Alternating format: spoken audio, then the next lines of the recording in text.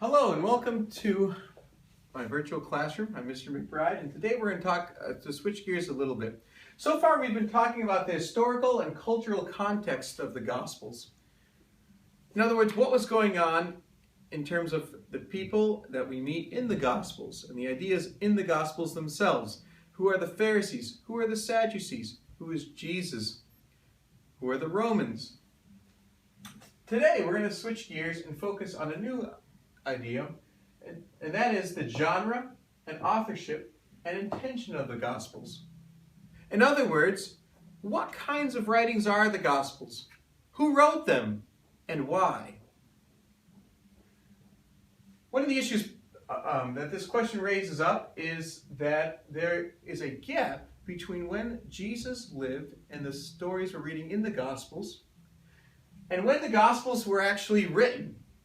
So Jesus lived from about 0 to 30, but the Gospels were at the earliest written around AD 66.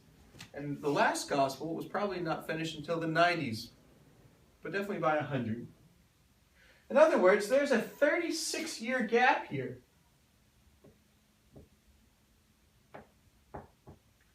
And in that 36 years, people's understanding of Jesus and Christianity or the Christian movement may have changed, and perhaps that may have impacted the gospel writers and why they were writing and who they are writing to.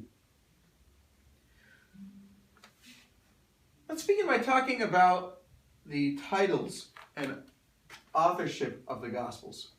The Gospels are technically anonymous.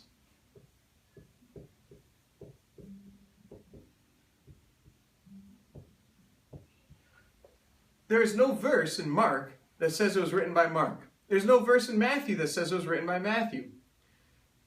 The title at the top of your printed Bible or online Bible was put there because of church traditions that date maybe 100 to 200 years after the Gospels were written. As people began talking about the Gospels, it became standard to say that this Gospel was written by Matthew, and so people called that Gospel Matthew. It became standard to talk about that this Gospel was written by Mark, and so people called that Gospel Mark, etc., etc. So the Gospels are anonymous, and their titles come from church traditions.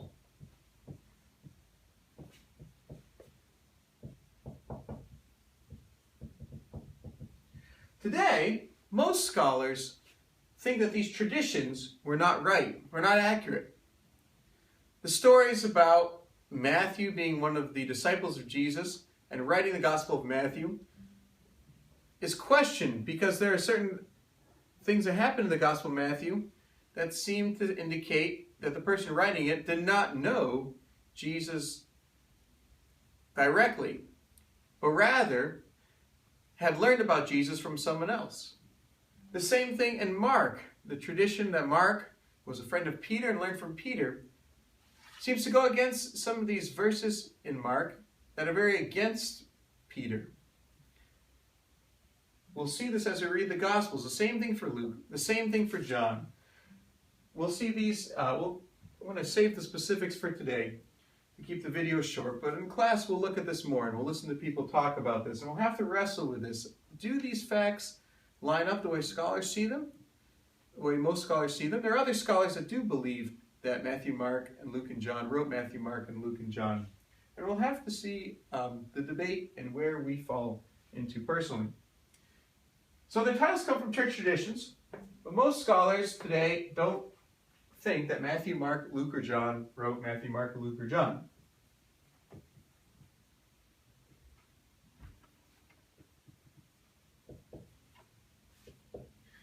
Again, so these traditions are about who wrote them, and most scholars say that Matthew, Mark, Luke, and John did not write Matthew, Mark, and Luke, and John.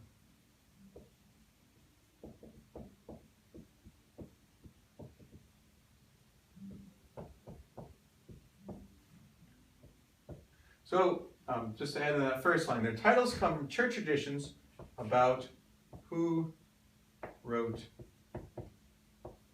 them. And most scholars view the traditions as inaccurate. Instead, these scholars think that the Gospels were written by some anonymous Christian. We don't know who wrote it. You could call the Gospel of Matthew the Gospel of Bill or the Gospel of George, because we don't actually know the person who wrote it.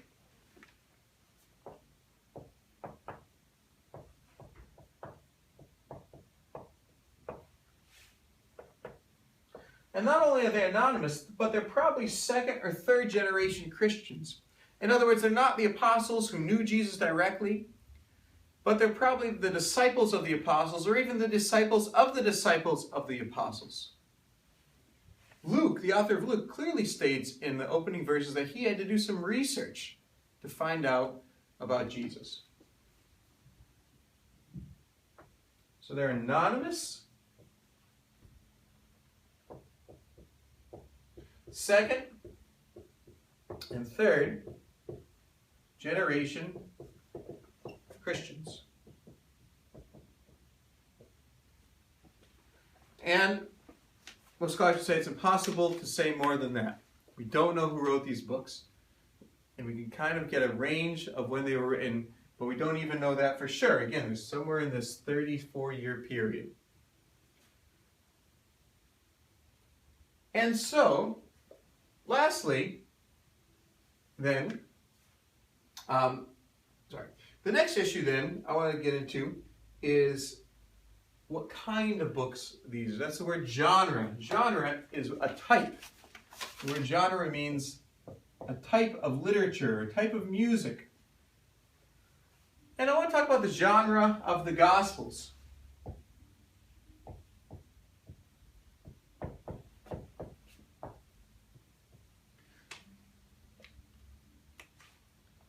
For a long time, the traditional view is that the Gospels are biographies of Jesus. They simply tell the facts accurately and from traditions based on, some of them were written by apostles that knew Jesus directly. But beginning around the 1800s, scholars began to see inconsistencies in the Gospels. And they also began to realize and to suggest that the Gospels were not written by people who knew Jesus directly. And so most scholars today would argue that the Gospels are not modern biographies in the sense of the modern word. That doesn't mean that they're fiction. But most scholars would say that we shouldn't think about the Gospels like we do historical writings that you might read in history class about famous people. So again, the traditional view is that they're biographies.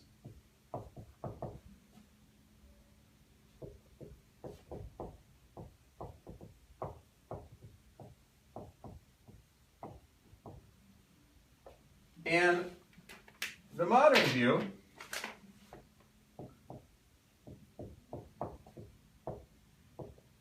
would suggest that they are the products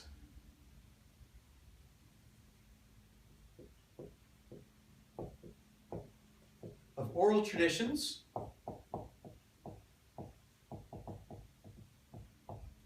of written sources,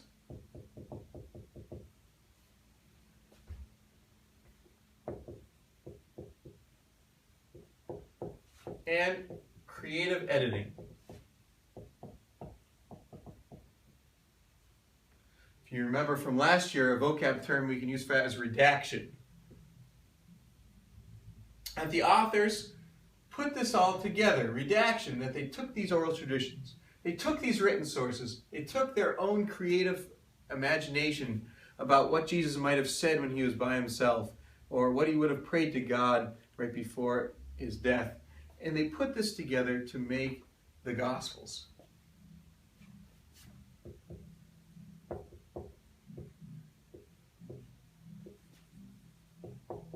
Again, so they redacted together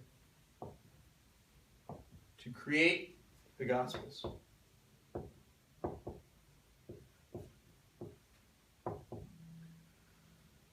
And so, many modern scholars suggest that inconsistencies or even contradictions in the Gospels are the result sometimes of inaccurate traditions or different traditions about what Jesus said or did,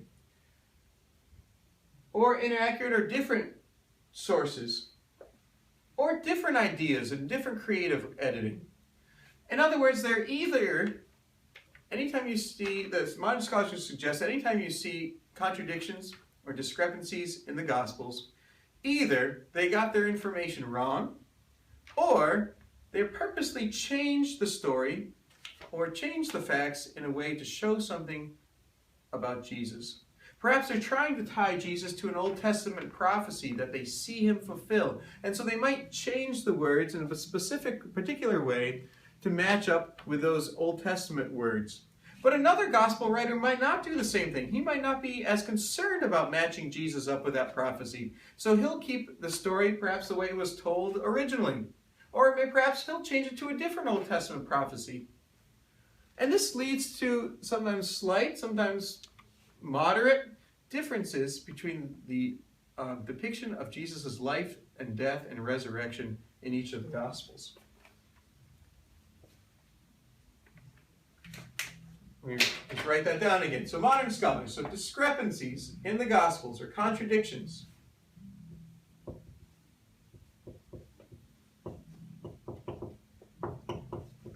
Discrepancies or contradictions in the Gospels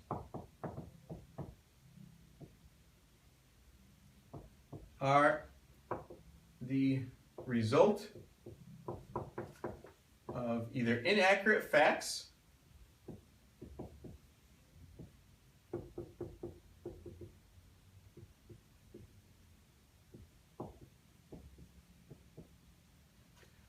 or changing the story intentionally.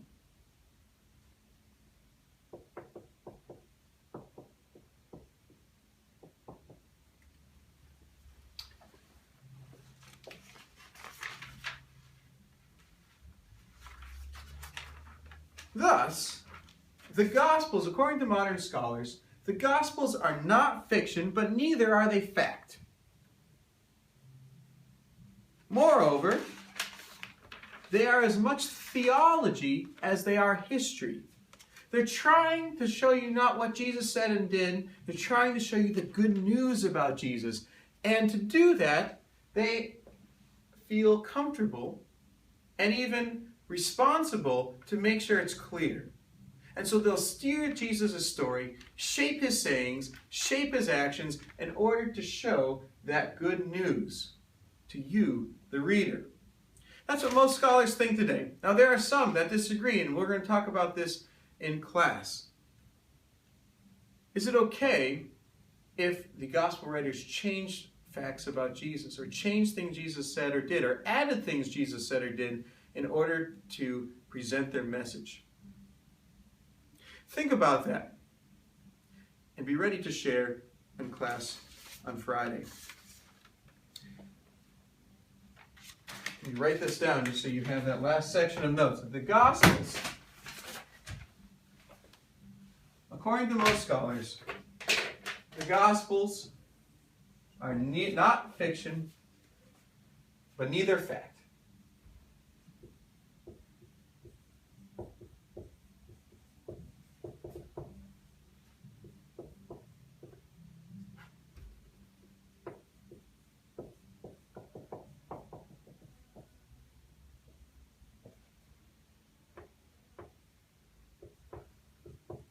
They are theologically edited history, as their primary concern is the good news about Jesus Christ.